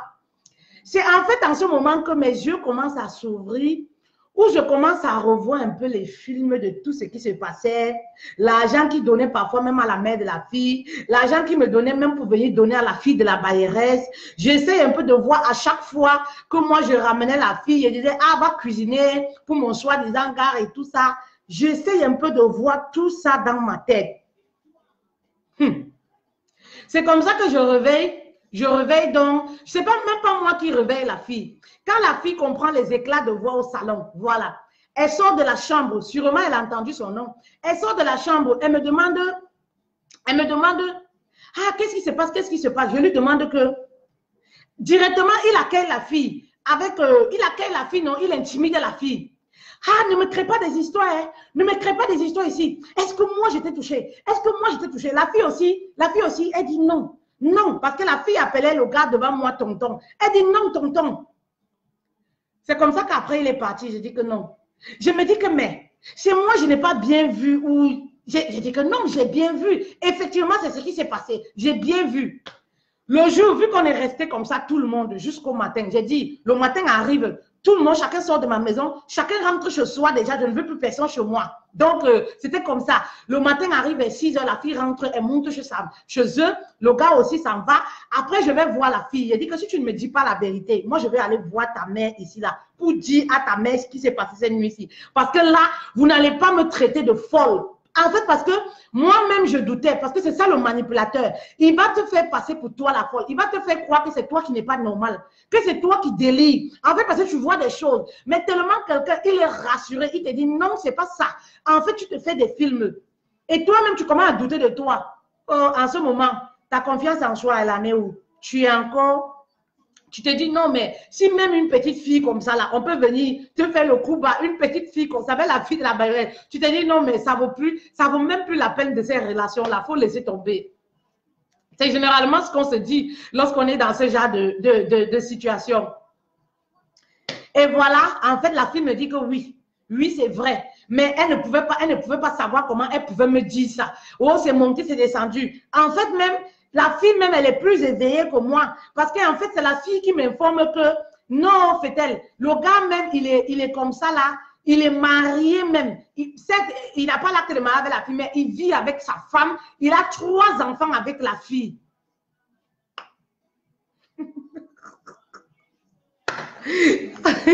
Vous voyez, il y a de ces choses ici. Et il y a de ces choses ici. C'est elle, en ce moment, quand elle me dit ça, je commence donc à faire la curieuse, à faire mes recherches. En fait, je constate que le gars n'est même pas médecin ni chirurgien. Le gars, c'est un féman, tout simplement. Le gars, c'est un féman, tout simplement. Les voyages qui dit là que je suis ici, je suis ici. Le gars, il avait les roaming. Le gars, il avait les roaming. J'allais l'accompagner parfois à l'aéroport. Le gars n'est jamais sorti du pays. Il avait les roaming, j'allais l'accompagner à l'aéroport. Quand je vais l'accompagner à l'aéroport, là, il met son roaming. Il avait les roaming de la France. Le roaming de la France, c'est quoi? Ça veut dire que tu peux être au Cameroun. Tu mets le roaming, tu appelles une femme. Tu dis que je suis en France. Le gars, il avait les roaming comme ça là. Il me disait, je voyage, je vais à tel endroit et tout et tout. Parfois, même quand je vais aller l'accompagner, non, tu n'as pas besoin, tu travailles demain matin, ne te fais pas de soucis et tout et tout et tout. Tu arranges la valise, tu fais les trucs, tu es sûr que le gars, voilà, le gars ne va nulle part. Il est toujours dans la même ville que toi, là, couché tranquillement dans un hôtel. Il a le téléphone roaming des États-Unis, il a le téléphone roaming de la France, de la Suisse. Donc, quand il me dit qu'il voyage comme ça, il va aux États-Unis, il va en France. Moi, je suis là, je me balade au quartier en me vantant, oh mon gars, voyage, oh, mon gars, c'est un médecin, oh, machin truc, oh, à mes collègues au travail, mon gars, c'est monté. En fait, dès qu'il me dit qu'il va aux États-Unis comme ça, c'est le roaming des États-Unis qu'il utilise. Oui, et parfois même quand il est là-bas comme ça, là, il va te dire que parce que quand on lui paye ses frais d'émission, il va te dire que quand on lui paye ses frais d'émission, c'est dans son compte au Cameroun. Donc ça, ce n'est pas un problème. Il faut que peut-être toi, si tu as les moyens même, tu peux l'envoyer même le Western Union aux États-Unis. Et quand tu envoies le Western Union aux États-Unis, ses complices avec lesquels ils travaillent, ils vont recevoir le Western Union, ils vont le renvoyer au Cameroun. En Afrique, là où il se trouve. Le gars, il est tranquille comme ça, là, c'est son... En fait, c'est sa tragédie comme ça qu'il fait. Oui, pour avoir son argent tranquillement. Il passe le temps comme ça, il cherche les filles qui sont un peu bien, qui ont un peu le fric comme ça pour manipuler et tout ça. C'est comme ça que j'entre dans ce monde-là. C'est après cette relation-là que mes yeux commencent à s'ouvrir.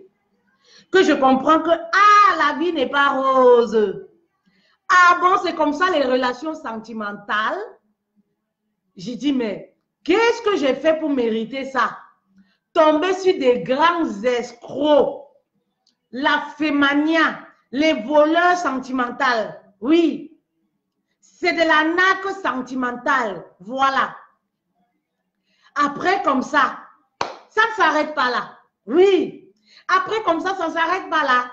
Après, il y a beaucoup de choses qui se passent. Moi, je quitte le Cameroun. Quand je quitte le Cameroun, je suis déjà quand même avertie. Je quitte le Cameroun, j'ai 25 ans. Oui, 24, 25 ans. Je quitte le Cameroun, je suis déjà avertie. Je commence à comprendre qu'il y a ce genre d'homme qui existe. Je commence à m'intéresser beaucoup plus parce que quand moi j'ai rencontré quelqu'un, je crois que, ah oui, l'amour est beau. Oui, l'amour, il n'y a pas de souci. On est là, ça va bien, tout va bien.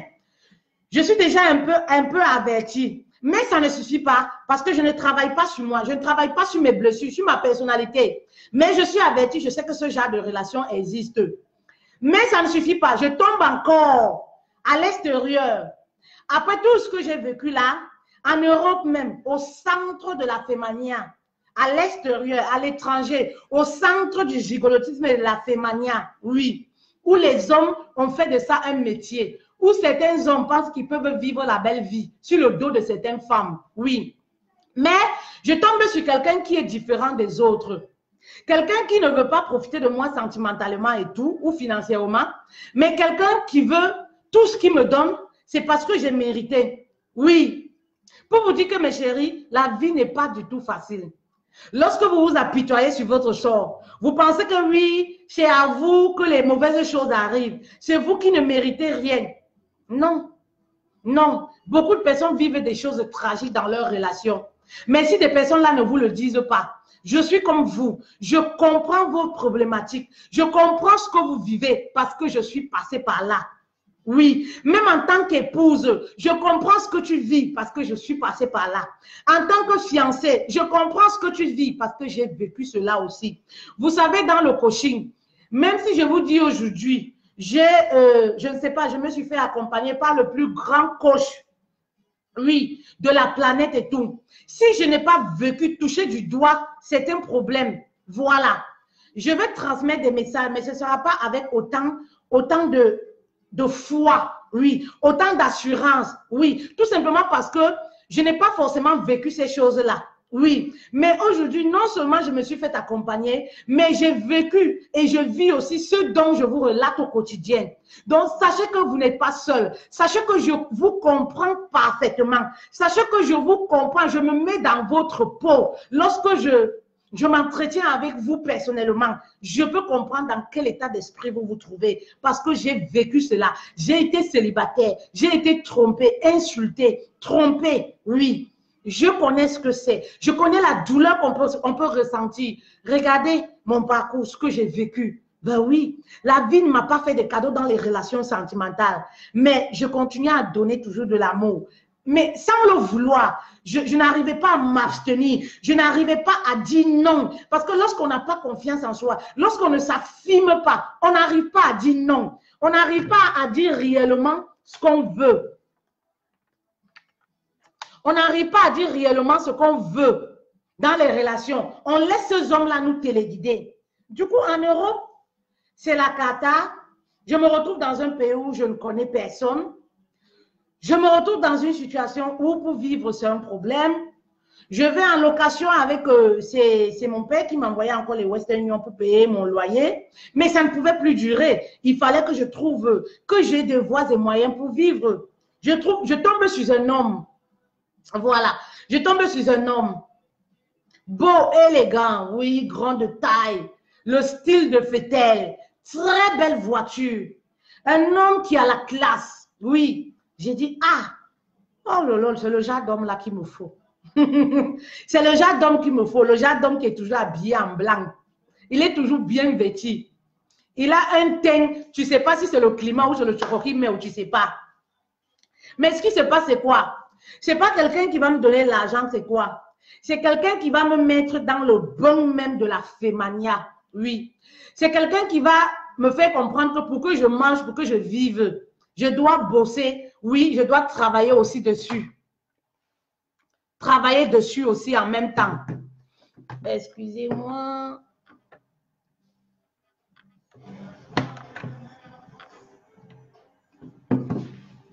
Je dois travailler pour avoir quelque chose. C'est comme ça qu'on débute notre relation. On débute notre bout de chemin. Le gars me montre comment la fémania, comment ça se passe. La manipulation. Le gars va me créer les sites de rencontres où il va mettre ma photo, où il parle avec les filles. Le gars va m'apprendre beaucoup de choses dans la manipulation des personnes et tout. Le gars, c'est quelqu'un qui manipule les femmes. Il sait qu'il est beau, il est galant, c'est ce que les femmes recherchent.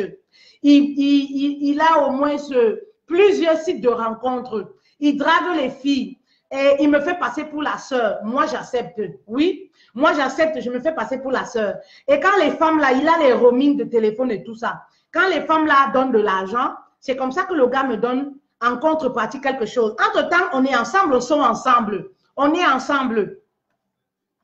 Donc, voilà.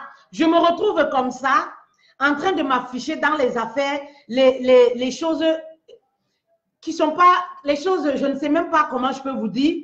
Je me retrouve en train d'être avec quelqu'un qui me manipule, qui profite de moi pour faire ses affaires, pour avoir son argent, qui veut aller livrer, je ne sais pas, ses produits, du fait, qui veut aller avoir, c'est des choses, on ne peut même pas relater sur les réseaux sociaux. Voilà. C'est-à-dire, je veux tout simplement dire comme quoi, la vie ne m'a jamais fait de cadeau dans les relations sentimentales. Et voilà comment, au bout d'un certain moment, je me dis, non, Fétel, ça ne peut plus continuer. Tu ne peux plus continuer de vivre. Je ne sais pas si vous me voyez très bien. Tu ne peux plus continuer de vivre de la sorte, non. Ça ne peut plus continuer. Un jour comme ça, je décide de reprendre ma vie en main. De reprendre ma vie en main. Je décide de reprendre ma vie en main. Je me pose les questions, mais où je vais? C'est des relations qui n'ont pas de lendemain. En fait, pourquoi? Un jour, le gars s'est connecté sur mon téléphone. Il s'est connecté sur mon téléphone avec un compte Facebook. Voilà. Et je ne sais pas trop ce qui s'est passé. Il a oublié peut-être de se déconnecter, un truc de ce genre. Et voilà comment moi, au moment de me connecter, je découvre tous les messages du gars.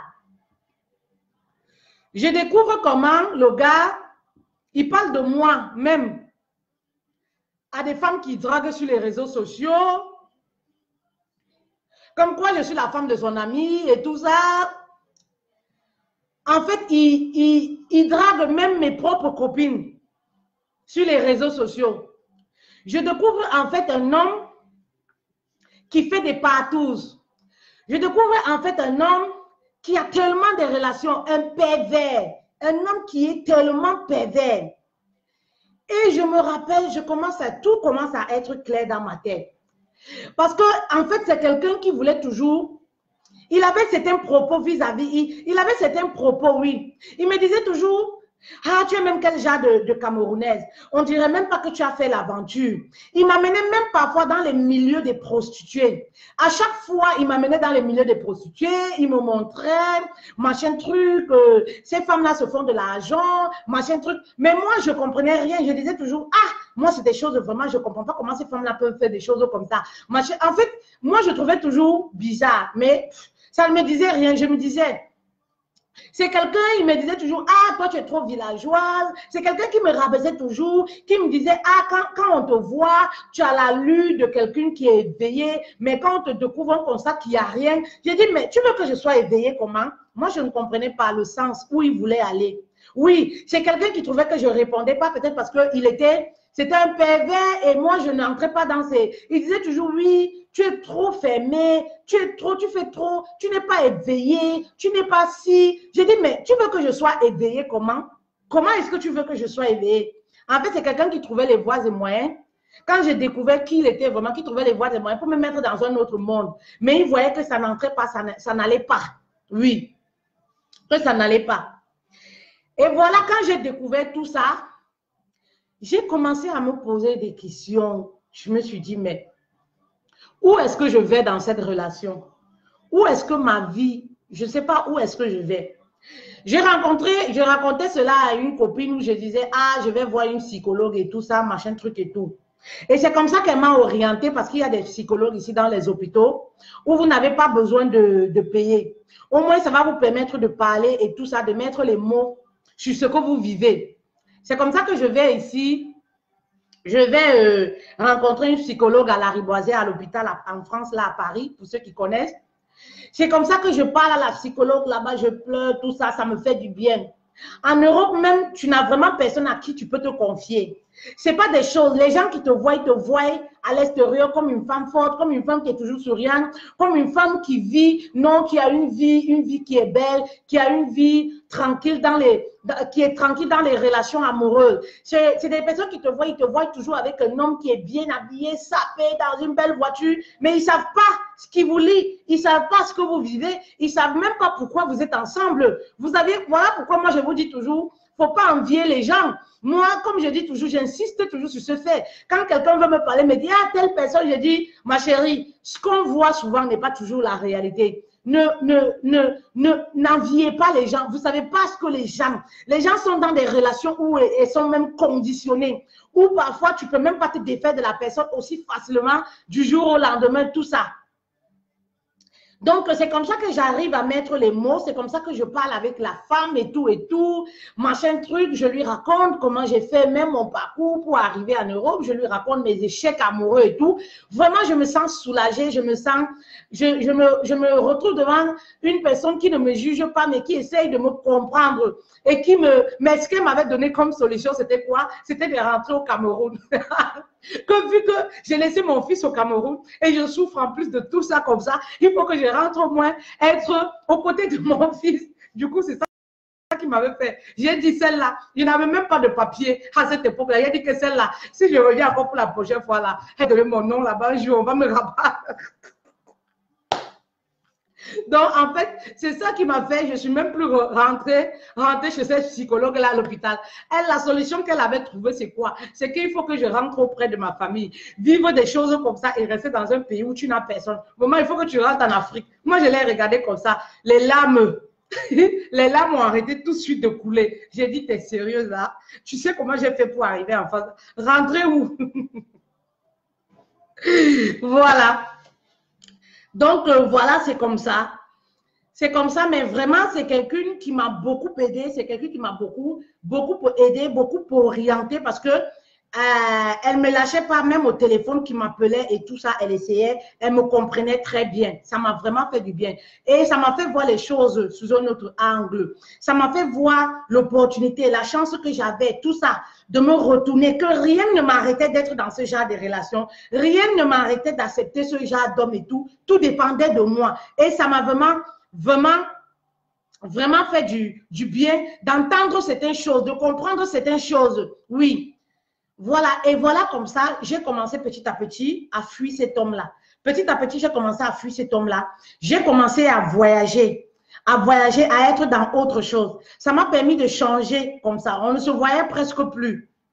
On ne se voyait presque plus. Ça m'a fait du bien.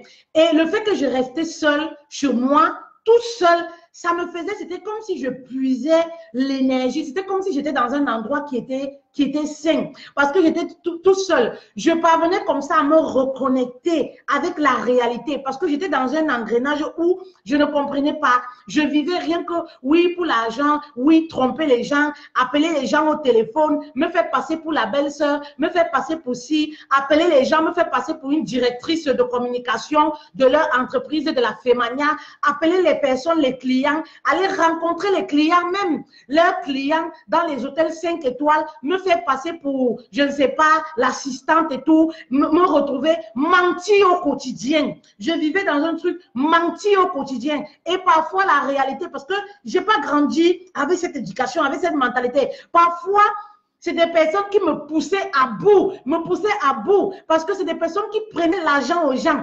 et voulaient à tout prix comme moi, oui, il faut parler pour expliquer telle situation à la personne, il faut parler pour expliquer tel produit à la personne, alors que le produit n'existe même pas et tout. Et quand moi, parfois, je voulais leur dire, mais si on a déjà pris de l'argent, laissez tomber comme ça suffit parce que moi, je me retrouvais en face des personnes qui me déroulait le tapis rouge, oui, madame, qui payait des appartements chers pour moi, pour me recevoir, en pensant que oui, grâce à moi, ils vont avoir la solution. La solution, voilà pourquoi je maîtrise les sujets de la manipulation. Voilà pourquoi je maîtrise les sujets des gigolos. Il y a des paroles, oui. Tu n'as même pas besoin de m'expliquer. Quand tu me dis les paroles seulement, je peux déjà. Voilà pourquoi je maîtrise, parce que j'étais au cœur. Je l'ai fait. J'ai vécu ça. Je l'ai fait, oui. Un homme, les femmes qui se déshabillent nues, derrière là, les caméras. Vous ne savez même pas qui est en face de la caméra. L'homme te dit, je suis en mission, il n'y a pas de réseau et tout. Envoie-moi l'argent, tu envoies. Tu ne sais même pas exactement si ce qu'il dit est vrai, parce qu'il est en Occident. Faites attention, ce sont des manipulateurs. Faites très attention.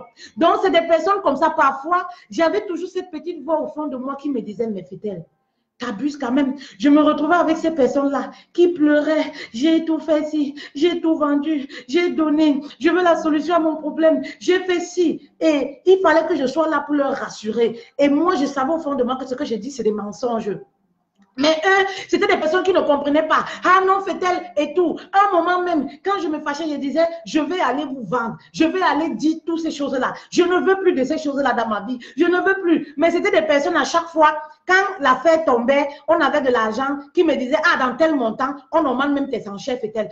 Tu vas prendre 20%, tu vas prendre 15%. Et moi, tout de suite aussi, je me dis, ah, ouais, l'argent facile. Je me retrouve comme ça, avec beaucoup d'argent. Je n'ai pas travaillé. Il suffit de ma carrure, de ma carrure, d'être bien habillée. C'est des personnes qui profitaient de ma beauté, de ma carrure, d'être bien habillée. On m'habillait, on me met dans des belles voitures et tout. Tu vas aller d'ici, tu vas t'asseoir à l'hôtel, tu vas attendre le client, tu vas expliquer, tu vas d'ici, tu vas d'ici. Tu vas nous appeler au téléphone. Quand tu avais le client, tu vas nous appeler. On va d'ici, on va d'ici. Tu vas faire ci. Et moi, parfois, c'est des personnes après qui me disent, ah oui, tu vois, non, l'argent, tu n'es pas fier d'avoir l'argent, tu n'es pas fier d'avoir ceci. Ah, peut-être laisse les histoires de la parole de Dieu là. Laisse ce que tu es dedans là, mon frère. Laisse machin truc. Et c'est comme ça que je retombais. Mais lorsque j'ai commencé à m'éloigner, vraiment, ça m'a fait du bien. Ça m'a vraiment fait du bien. J'ai abandonné toutes ces choses. Je me suis reconnectée, comme je vous disais. J'ai pris conscience vraiment du mal que je faisais aux personnes, du mensonge, de me faire passer pour la personne que je n'étais pas. Mais vraiment, des familles qui étaient détruites à cause de moi. J'ai dit non, mais c'est pas possible. C'est comme ça que c'était comme si c'était le charme. Je ne voulais plus voir personne. J'ai changé de numéro de téléphone. J'ai changé de puce complètement. Et voilà comme ça, la psychologue, elle me suivait toujours, elle me suivait au téléphone parce que, comme je vous l'ai dit, je ne voulais plus la voir parce qu'elle me disait que non, il faut que je rentre au Cameroun, retrouver ma famille et mon fils. J'ai dit non, s'il te plaît, merci ma chérie. Donc voilà comme ça, j'ai commencé. C'est comme ça que j'ai commencé. J'ai commencé à vraiment voir les choses, autrement. À voir les choses autrement. J'ai décidé d'arrêter les relations sexuelles, les relations avec les hommes. J'ai essayé comme ça. C'est en ce moment que moi, je commence la lecture. Je commence à m'intéresser au développement personnel. Je commence comme ça à renforcer ma communication avec Dieu. Je commence un peu à me rapprocher. Je recherche l'église, parce que moi je suis adventiste, je recherche l'église adventiste qui était à l'époque à Saint-Denis. Je commence à aller à nouveau à l'église et tout ça, parce que quand j'étais dans ce monde-là, je n'allais plus à l'église, tout ça. Tu peux pas, parce que au fond de toi, toi-même, tu sais que ce que tu fais n'est pas bien. Donc du coup, tu fuis même. Si quelqu'un te parle de Dieu, là, tu peux même taper la personne. Tu fuis parce que, et c'est très dangereux pour quelqu'un qui connaît la parole de Dieu, qui abandonne. Quand tu vis les choses, quand tu vis certaines choses, tu sais que tu n'es pas à ta place. Donc, du coup, toi-même, tu rejettes, tu as peur, tu ne veux même plus entendre parler de Dieu parce que la vérité, tu la connais au fond de toi. Tu sais que ce que tu fais n'est pas bien. Et après, comme ça, ce qui se passe, voilà, je commence à aller à l'église, je commence maintenant à côtoyer vraiment les personnes qui parlent d'autre chose. J'arrête les relations et vraiment, je ne me fais plus côtoyer par les personnes n'importe comment, les manipulateurs et tout ça. Et voilà, ma situation commence vraiment à se décanter. Lorsque tu arrêtes tout ça, j'étais dans une situation où tu arrêtes tout ça. Je disais, fait-elle, oui, tu n'as pas d'argent, qu'est-ce que tu vas devenir et tout, tu vas payer ta maison avec quoi, tu as un rythme de vie plus élevé que les finances que tu peux avoir. Machin truc. Il va devoir que tu recherches un travail. Il va devoir que tu trouves les voies et moyens pour payer. Oui, pour payer tes charges et tout ça. Comment tu vas faire? J'ai remis tout comme ça entre les mains de Dieu et tout. Et c'est comme ça. Je suis allée voir les associations. J'ai trouvé du boulot. Petit à petit, comme ça, je me suis mise dans le monde réel. Oui, dans la vie réelle. Parce que je n'étais pas dans la vie réelle, dans le monde réel. Je me suis mise dans la vie réelle. Voilà, tout se passait très bien. J'ai commencé à revoir les copines d'avant et tout. Ça m'a fait du bien et tout. Tout se passait très bien. Vraiment, je ne peux pas vous mentir. J'ai commencé à ne plus attirer parce que je me suis intéressée au développement personnel. J'ai commencé réellement à ne plus attirer un certain type d'homme. Donc, J'avais même, parfois même quelqu'un pouvait me draguer dans la rue. On avait même rendez-vous. Ou alors il me drague même dans la rue. Il suffit d'entendre mes propos. Il ne va même plus me rappeler parce qu'il comprend que là, il n'est pas à sa place. Là, je ne suis plus la femme manipulable. Là, je ne suis plus la femme naïve. Oui. C'est pourquoi je vous implore, les filles, travaillez sur vous. Rien n'est au hasard. Vous ne pouvez pas devenir la meilleure version de vous-même. Si vous ne financez pas, si vous ne payez pas le prix, oui. Moi, je suis passée par là. Je vous le dis aujourd'hui parce que je sais. J'ai expérimenté, oui, les choses dans la vie. Voilà. Voilà comment j'attirais les bonnes personnes. Je vivais ma vie, je vivais l'instant. J'étais devenue une femme épanouie. Je lisais beaucoup, je faisais beaucoup de recherches sur YouTube. J'étais vraiment imprégnée. Mais je n'avais même pas cette idée d'être coach et tout ça, machin truc. Mais j'étais vraiment imprégnée dans la lecture et tout ça, machin truc. Ça m'avait beaucoup changé. J'étais une nouvelle version de moi-même. Et je vais entrer comme ça maintenant. Je marchais dans la rue. Je marchais dans la rue, j'ai déménagé. Je ne m'attendais même pas. Je n'étais pas bien habillée ce jour. Je n'étais même pas fameuse et tout ça. J'ai rencontré comme ça un homme. Oui, je sortais du métro, j'avais une valisette, je pense. J'ai rencontré un homme qui me tenait, avec qui on sympathisait. Vous savez, à Paris, vous sympathisez, il y a tellement de gens. Vous sympathisez avec tout le monde, machin, truc et tout. J'ai rencontré un homme, on sympathise et tout ça, c'est comme ça. On change de numéro de téléphone parce que à ce moment-là, moi aussi, j'étais devenue celle-là qui pouvait manipuler l'homme. J'étais devenue celle-là, j'avais compris ce que l'homme voulait. J'avais compris ce que les hommes attendaient. J'avais compris que je dois laisser l'espace à l'homme de m'aimer, de me manifester son amour. J'avais compris que je dois me faire désirer. Oui, c'était pas déjà quelqu'un me drague, moi je ne vais pas l'appeler en premier. J'avais compris toutes ces choses-là. J'ai profité de mes échecs. Oui, pour m'améliorer. J'ai profité de ce que j'ai vécu. Oui. Pour m'améliorer, pour réussir mes relations à nouveau dans la vie. Donc, j'ai quelqu'un qui me drague comme ça. Je lui donne, vous savez, à l'époque, il n'y avait pas trop les réseaux sociaux. On appelait beaucoup en Afrique avec le Lika Mobile, pour ceux qui connaissent en Occident. En France, autant pour moi, c'est le Lika Mobile. Donc, je lui donne mon numéro Lika Mobile. Je ne lui donne même pas mon numéro officiel. Donc, je lui donne mon numéro Lika Mobile. Après, on sympathise. Mais le numéro Lika Mobile, c'est un numéro que je n'utilise pas à chaque fois. C'est un numéro, je l'allume uniquement quand je vais appeler la famille en Afrique. Donc, à chaque fois que j'ouvre mon téléphone Lika Mobile, je contacte le monsieur qui est mon mari aujourd'hui. Voilà, il m'a écrit. Et moi, je ne réponds pas parce que je n'avais plus la tête à ça. Moi, je ne réponds pas. En fait, je me faisais désirer. Parce que je savais déjà qui j'étais en ce moment-là. J'étais déjà dans ma construction comme ça là, de Fatal Love. Oui, j'étais déjà dans la construction de la nouvelle version de Fatal Love. C'était plus Fatal, mais Fatal Love. Voilà pourquoi Love là, c'est important pour moi. Oui, c'est important. Voilà, Fatal l'amour. Voilà. Cette personne m'appelle souvent comme ça me fait plaisir aussi. Voilà. Alors, ce qui se passe, c'est quoi? Je ne rappelle pas, je ne m'intéresse pas. Mais à chaque fois que je vais appeler la famille en Afrique, j'ouvre mon téléphone Lika Mobile, je contacte qui m'a envoyé des messages et je lui dis par message comme quoi, déjà, toi, tu es musulman, moi, je suis chrétien.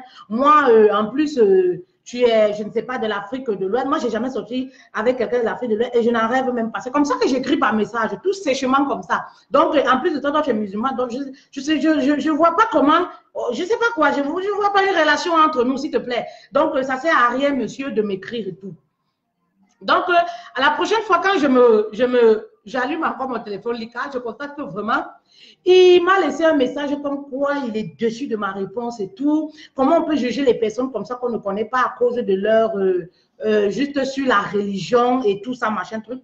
Vraiment, et le message m'a fait un tic au cœur. Je me suis dit, ah, peut-être j'ai poussé le bouchon un peu très loin. Je suis allée j'ai été un peu très dure avec le monsieur. Vraiment, je n'aurais pas dû dire ces choses. Vraiment, je ne le connais pas. Comment je peux le juger juste à cause de sa religion, à cause de la religion? Qu'est-ce que la religion a à y voir avec l'amour, les sentiments qu'on peut avoir pour quelqu'un? Donc, c'est comme ça, subitement, j'ai cette intuition-là, je l'appelle avec mon numéro personnel. Je lui dis, ah oui, c'est Fetel et tout ça, voilà, je t'appelle. Il me dit, ah, tu as plusieurs numéros. J'ai dit, oui, le numéro que j'étais dedans, en fait, c'est un numéro Lika, je ne l'utilise pas très souvent, nanani, nanana. Donc, il me dit, ouais, je comprends pourquoi quand je t'appelle, c'est toujours sur répondeur. Je dis, oui. En fait, c'est un téléphone qui est toujours presque éteint. Je ne traîne pas avec, c'est juste, ça me permet juste d'appeler en Afrique. Donc, je lui dis, je commence déjà à lui dire, ouais, vraiment, je suis désolée, je ne voulais pas te faire mal, mais je voulais juste t'expliquer que vraiment, on n'est pas sur la même longueur d'onde et que je vois toute la peine que tu fais pour m'écrire, ça ne sert vraiment à rien parce qu'on ne peut pas sortir ensemble. Donc, c'est comme ça que c'est l'introduction comme ça de vraiment de notre communication. Et c'est comme ça qu'on commence à sympathiser ensemble. On commence à parler. Quand on parle vraiment, je ne sais pas, fiez-vous à votre intuition. Même cette intuition-là, cette petite voix-là qui m'avait fait l'appeler, c'est très important, les filles, mes queens. Lorsque vous êtes dans une relation, beaucoup de femmes rejettent l'intuition qu'elles ont. Votre première intuition est toujours la bonne. Lorsque vous êtes à un premier rendez-vous, vous avez une première intuition, une petite voix qui vous dit toujours, ah, fais attention, cet homme n'est pas bon pour toi. Fais attention, cet homme va détruire ta paix intérieure. Fais attention, cet homme va te manipuler. On rejette toujours cela, on se dit, ah, c'est rien ça, c'est rien, c'est juste le premier jour. Ce qui est sûr, au fil du temps, il va changer. Non, faites confiance. C'est le manque de confiance en soi. Ça rejoint toujours le manque de confiance en soi parce que lorsqu'on n'a pas confiance en soi, on n'a pas confiance à son intuition. On n'a pas confiance à cette petite voix qui vient de nous parce qu'on ne croit pas en nous. C'est ça le problème. On ne croit pas en nous et on n'a pas confiance à cette voix qui vient de nous. Et moi, je me suis fiée parce que j'étais déjà dans la construction de Fetel Love. Voilà. Voilà, comme ça, on commence à sympathiser. Vraiment, il y a une très bonne connexion. Je me sens tout de suite, au premier appel comme ça, attachée et tout ça, je me sens convaincue. J'ai l'impression d'avoir vraiment quelqu'un, la première conversation, quelqu'un qui apaise mon cœur. J'ai dit, waouh, qu'est-ce qui m'arrive? Je continue de jouer les durs comme si de rien n'était. On se sépare au téléphone. Après, on reste, on garde l'écoute maintenant. On s'appelle les matins, vous savez, les débuts d'une relation et tout. Il m'invite dans sa ville. Il était à une heure de Paris, 1 heure de moi. Il m'invite dans sa ville et tout. Je lui dis, ouais, je vais venir. Ben, c'est à une condition que tu me payes le ticket. Il me paye le ticket. Ce qui se passe, c'est quoi? Je me fais toujours désirer. Je l'appelle en fin de soirée. J'appelle même pas le matin à l'heure à laquelle j'étais supposée arriver dans sa ville. Je l'appelle à la fin de journée. Je lui dis, tiens, moi, j'ai eu une urgence, comme on m'appelait au travail, urgemment. Du coup, j'ai pas pu venir, j'ai pas pu me déplacer, j'ai pas pu voyager. Le gars, il est toujours serein. Il me dit, non, il n'y a pas de souci et tout. Ben, j'ai dit, désolé de t'avoir fait acheter un billet et tout ça et que je ne sois pas venue. Il me dit, non, il n'y a pas de souci. Vu que tu es trop occupé, si tu me permets, je peux venir, moi, à ta rencontre dans ta ville. Je peux venir, on peut boire quelque chose ensemble et tout. J'ai dit, oui, si tu veux. Si tu veux, oui, pourquoi pas, parce que moi, je ne suis pas disponible pour le moment. Le gars se déplace.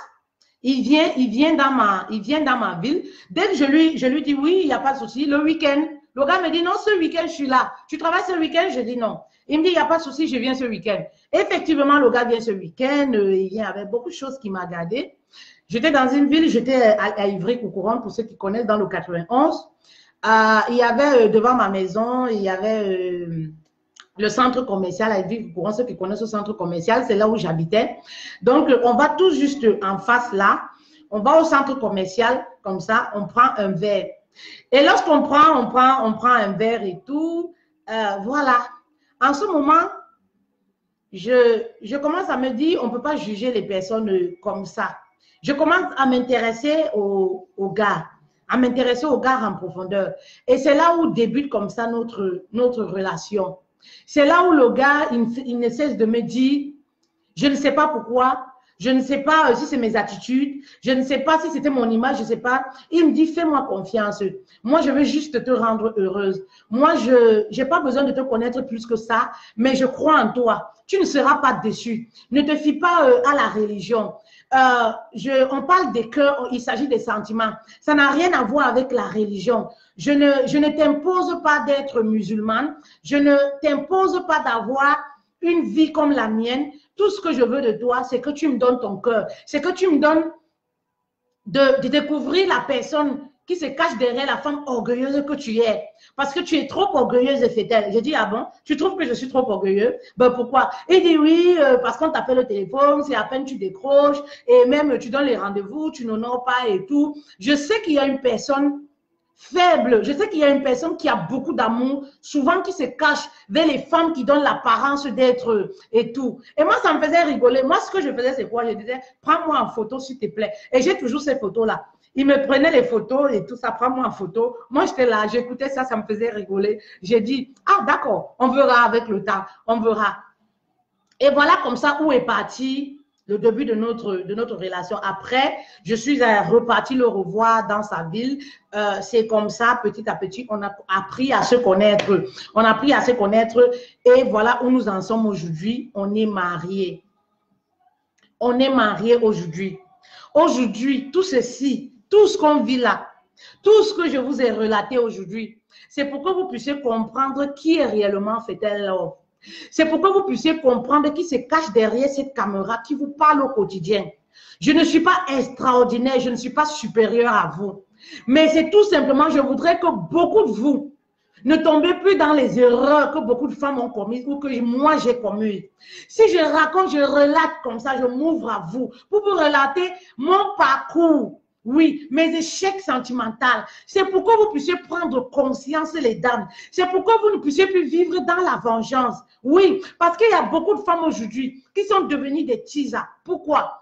Parce que pour elles, elles se sont dit, ah, je veux faire du mal aux hommes, je veux détruire les foyers. Ah oui, comme je n'ai pas confiance, je me sens bien au moins avec un homme marié. Non, c'est faux. Tu mérites mieux. Tu mérites un homme pour toi. Il est temps, si tu as suivi cette vidéo, rien n'est fini pour toi. Les autres personnes, ne regardez pas l'horloge de l'âge qui passe. Non, si tu regardes l'horloge de ton âge qui passe, ma chérie, tu vas te mettre dans des relations où tu vas regretter demain. Oui, parce qu'il y a beaucoup de personnes qui te mettent dans des relations. Elles ne sont pas prêtes, tout simplement parce qu'elles veulent aussi être dans une relation. Parce qu'elles sont comme ça là.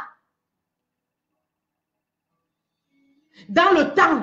Oui, elles font des relations. Oui, bientôt je serai là. Oui, j'étais là, je suis célibataire. Oui, j'étais là, je suis mère seule. Je suis ici. Non, ma chérie, rien n'est perdu. Il suffit d'avoir la foi et de travailler sur toi. Si tu prends conscience, parce que ce qui s'est passé avec moi, c'est quoi? Moi, j'ai pris conscience de mes erreurs parce que la guérison commence au moment, à l'instant où tu prends conscience. Parce qu'il y a des femmes qui sont même dans des relations toxiques, avec des manipulateurs, mais qui ne prennent pas conscience. Elles trouvent toujours elles trouvent toujours les voies et moyens pour justifier le comportement de l'homme, pour justifier le comportement du mari, le mauvais comportement de l'homme. Oui, elles n'ont pas encore pris conscience. La guérison commence dès le temps où tu prends conscience de la personne que tu es.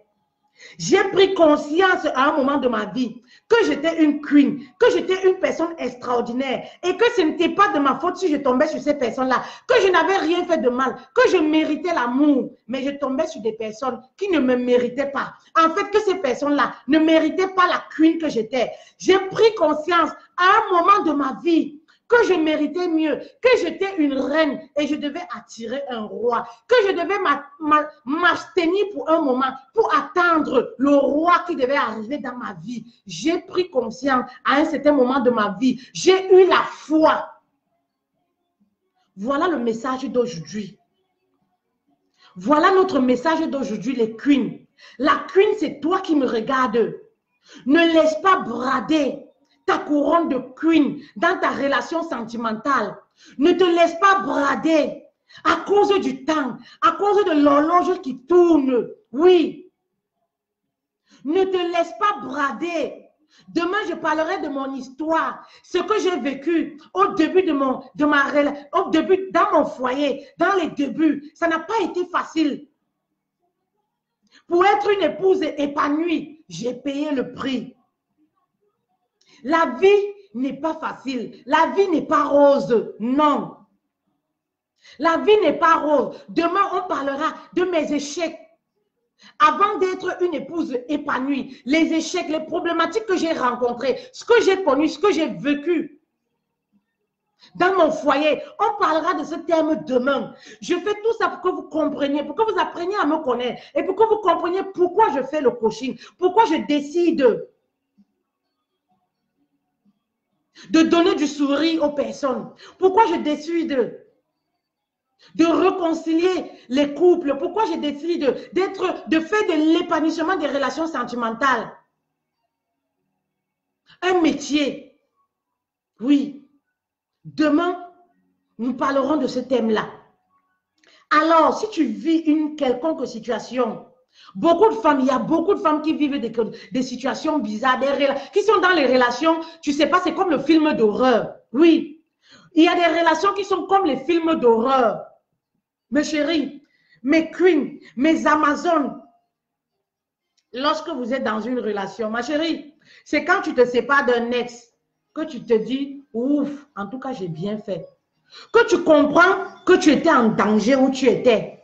Que tu comprends même que tu as échappé à beaucoup de choses. Que Dieu t'a beaucoup aimé. Il t'a épargné de beaucoup de soucis, de beaucoup de chagrins. Il t'a épargné de l'AVC. C'est lorsque tu te sépares de certaines relations que tu commences à comprendre que la vie est belle et que l'amour mérite d'être vécu au moins une fois dans sa vie. Oui. Parce que lorsque nous sommes dans notre monde-là, dans certaines relations, on se dit que non, on se contente de ce qu'on... On se dit que non, on mérite ça. Non, tout le monde a droit au bonheur, je le dis, c'est mon slogan. Marié ou célibataire, vous avez droit au bonheur. Mais ton bonheur dépend de toi. Oui, parce que c'est toi qui décides de ta vie. Mais si tu donnes la clé de ton cœur, si tu donnes le volant de ta vie aux personnes, ils vont te manipuler. Ils vont t'affaiblir. Ils vont te piétiner. Faites très attention. Ne vous découragez pas. Rien n'est perdu dans la vie. Parfois, lorsqu'on rencontre l'homme de sa vie, c'est le moment où on s'attend le moins. Oui. Le jour où les personnes, moi je dis souvent aux femmes que je coach au quotidien, si chaque jour vous faites de la rencontre du mariage, de la recherche du mariage, un métier, vous n'aurez jamais le mari. Vous n'aurez jamais le mari. Mais lorsque vous allez lâcher prise, lorsque vous serez préoccupé à construire votre avenir, à construire la personne que vous êtes, parce que ça demande un travail. Construire la personne que vous êtes, c'est très important. Avant comme ça d'entrer dans la phase de mariage, lorsque vous allez être dans la construction de votre personne, l'homme idéal, l'homme le gentleman, va frapper à votre porte au moment où vous attendez le moins. Ça peut être dans une soirée où vous ne vous attendez pas. Ça peut être dans la rue, ça peut être dans un restaurant, ça peut être le jour où vous n'êtes même pas fameuse, vous n'êtes pas belle, vous n'êtes pas maquillée, vous n'êtes pas coquette, rien. Mais c'est votre jour, parce que vous vous êtes construit. Alors forcément, vous allez attirer les personnes qui vous ressemblent. Vous allez attirer les personnes qui savent où ils vont. Parce que vous savez déjà ce que vous voulez, où vous allez. C'est très important de le savoir. Il y a des personnes qui se disent souvent, ouais, pourquoi j'attire toujours les mêmes personnes? Pourquoi j'attire toujours ceci? Pourquoi j'attire toujours ceci? Pourquoi c'est comme ça ma vie? Pourquoi c'est comme ça ma vie? À un moment, il faut se faire accompagner et se dire, se poser aussi les questions. Pourquoi? Trouver la réponse. Pourquoi? Quand vous allez trouver le pourquoi, vous êtes dans la phase de la guérison. Vous serez dans la phase, le chemin de la guérison comme ça. Alors, c'était très important pour moi le message d'aujourd'hui. Pour comme ça, là, faire comprendre toujours à une femme. Je vais lire quand même quelques messages. C'est très, très important. Très, très important.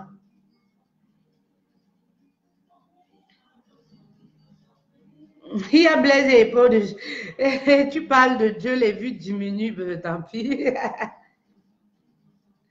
Les Camerounais. Il y a Sandra. Il y a Sandra qui dit, j'ai vécu ça. Je veux lire les messages, mais je ne sais pas, j'arrive pas à lire beaucoup de messages.